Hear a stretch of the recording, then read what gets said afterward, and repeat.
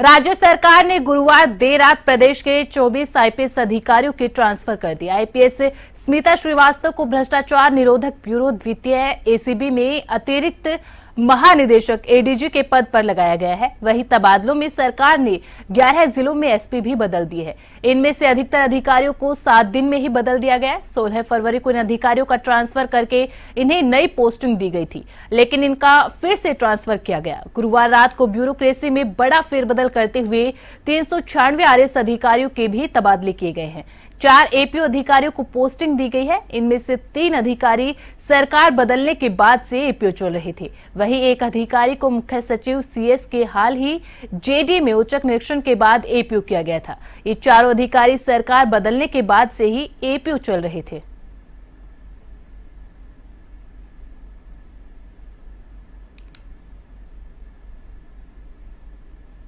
वहीं ज्यादा जानकारी के लिए रुक कर लेते हैं हमारे वरिष्ठ संवाददाता राजू नारायण का।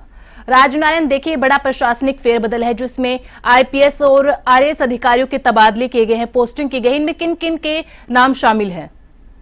देखिए, इसमें सबसे बड़ी बात एक बता दूं आपको कि राजस्थान में जब से सरकार बनी है तब से तबादलों का जो दौर है, चूंकि आरएस, आईएएस और आईपीएस का, वो लगातार जारी है। ऐसे में 396 आरएस अधिकारियों के तबादला, चूंकि लोकसभा चुनाव नजदीक है, इनको देखते हुए किया गया है।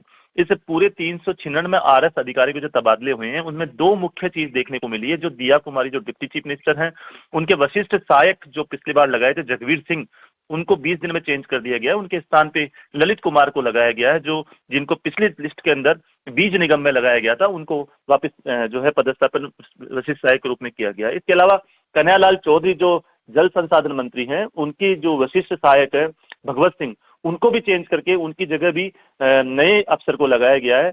ऐसे में पूरी जो सूची देखने को मिल रही है, उस पूरी सूची में करीब 396 आरएस अधिकारी लगाए गए हैं, जो बहुत बड़ा फेरबदल है।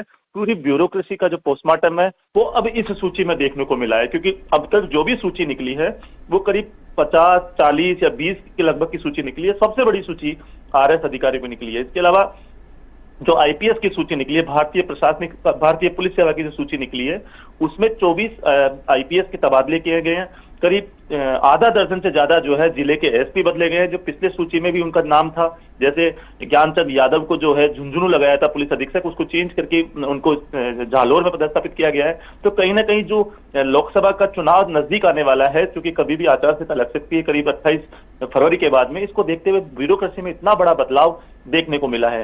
इसके अलावा बात करें चिकित्सा विभाग की, तो चिकित्सा विभाग के अंदर भी बहुत बड़ी मात्रा में सूची निकली है। 171 डॉक्टर्स के तबादले किए गए हैं। तो ये भी बहुत बड़े फेरबदल के रूप में देखा जा रहा है। और इसके अलावा बहुत लंबे समय बाद चिकित्सा शिक्षा विभाग के अंदर भी तबादला सूची जारी हुई, जबकि अमूमन तौर पे ये सूची जारी होती नहीं है, क्योंकि जो चिकित्सा विभाग के जो प्रोफेसर है वो बहुत पावरफुल है। अगर गलती से कोई तबादला होता है तो वो पूरा प्रेशर लगाते हैं उसको कैंसिलेशन करने के लिए। लेकिन गजेंद्र सिंह खीवकर ने 71 चिकित्सक जो अधिकारी है, प्रोफेसर अधिकारी है, उनके भी तबादले किए हैं। इसके अलावा टोटल राजस्थान की बात करें, सभी विभागों की बात करें, शिक्षा विभाग को छोड़ के करीब 15,000 से ऊपर के तबादले अब तक सरकार कर चुकी है। जी राजनारायण, देखिए यहाँ पर जितने भी बड़े प्रशासनिक फेरबदल हो रहे हैं उनमें से कुछ अधिकारी ऐसे भी हैं जिनका 1 सप्ताह के अंदर दोबारा से ट्रांसफर किया गया है, दोबारा से पोस्टिंग की गई है।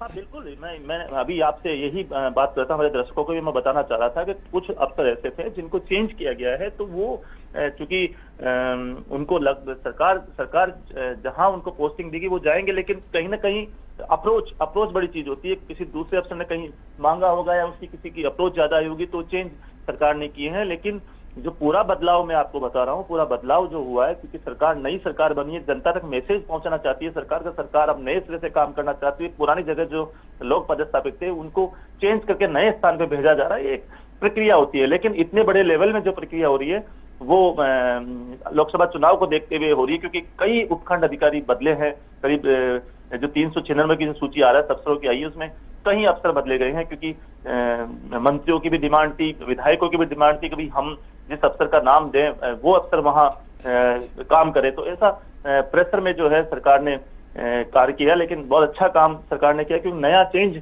जो है देखने को मिला है। बहुत बहुत शुक्रिया राजनारायण, हमारे साथ जानकारी साझा करने के लिए।